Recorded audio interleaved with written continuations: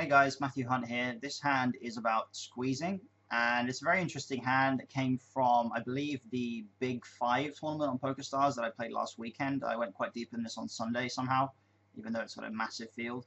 And this was an interesting hand that I played when I think I was pretty much the chip leader in the tournament at this point. I have 360k chips at 3.6k big blinds, so I have 100 big blinds exactly, pretty much. And I was really kind of dominating the table at this point, really trying to take the initiative and be aggressive.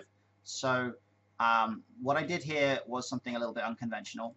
This guy, Ravi CL, opens to a standard min-raise in middle position, and my read on him based on his stats here, he's got 20-15 over 351 hands, so it seems like based on these stats, he's at least somewhat competent. He seems like he has the stats of a reg. So even though I don't necessarily recognize his name, I'm going to give him some credit for being at least, able to sort of discern a strong bet from a weak one, really. This guy, McWurstbrot over here, sounds like some sort of Scottish-German hybrid. He flats, and I am off 25 big blinds. I wouldn't usually be thinking anyone was too strong, but he's 22-14 as well. So I'm going to be pretty much assuming he has quite a wide range here.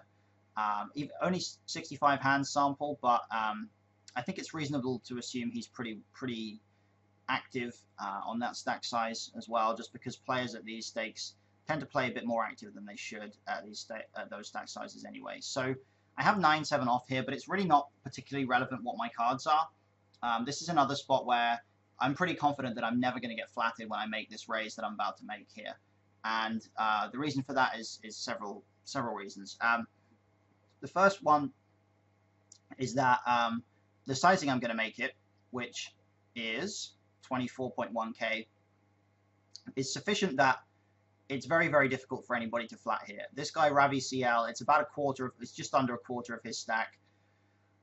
It's almost a third of McWurstbrot's stack. And the other thing to note is that the stack size of the big blind is important here in that Pepperwin has only about 20 big blinds. So ostensibly it might seem like if he shoves his 70k in here over my 3-bet, then there's going to be about 115k in the pot, and it's going to be about 45-50k to me to call. And that might seem like the kind of situation where it's pretty bad to fold. But my assumption in this spot was that his range for actually getting it in here, even though he's quite an aggressive player, my raise here looks really strong. And my assumption was that his range for getting it in was so tight that it was pretty much exclusively composed of pairs that crush 9-7 offsuit. So I'm thinking that if he does get it in here, I don't even have the 30% or so that I need in order to get it in against him. So I actually think I can comfortably fold to this guy if he does get it in. He's going to be getting it in only with maybe something like 9s plus or ace-queen. And even ace-queen is a pretty tough spot for him here if he thinks that I'm not actually as aggressive as I'm being in this spot. So I expect him to fold very often. I expect Ravi CL to be opening fairly wide, and I also expect him to be folding pretty often too, considering he's 20-15 over the sample that I have on him.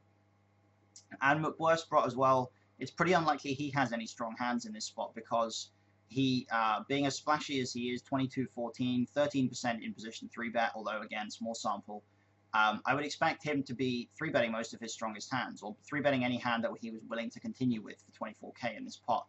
So I'm expecting him to pretty much always fold. I don't think he has a continuing range here against this raise. And admittedly, I could have probably made this smaller and achieved the same thing.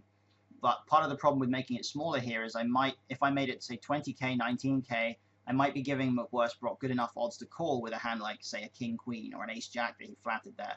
And that's a really uncomfortable spot for me out of position. So I wanted to make it big enough that I still had plenty of fold equity, but I also wanted to make it small enough that I could fold to Pepperwin and I wouldn't be priced in against anybody.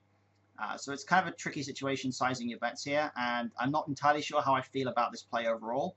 But in general, I think the logic behind it is fairly sound, in that Ravi CL is opening fairly wide. This guy, McWurstbrot, is not continuing very often, and I can still fold to Pepperwin. So if I felt like my image was tight enough to get away with this at the time, and that's a reasonably big if I was dominating the table, then I think this is a good spot for it. But it's a good way to showcase you the logic behind making these kinds of squeeze plays. It does end up with Ravi CL shoving on us, So obviously we go ahead and fold. And interestingly, worst brought overcalls, but results are not really relevant. So thanks guys, and I hope you found that useful.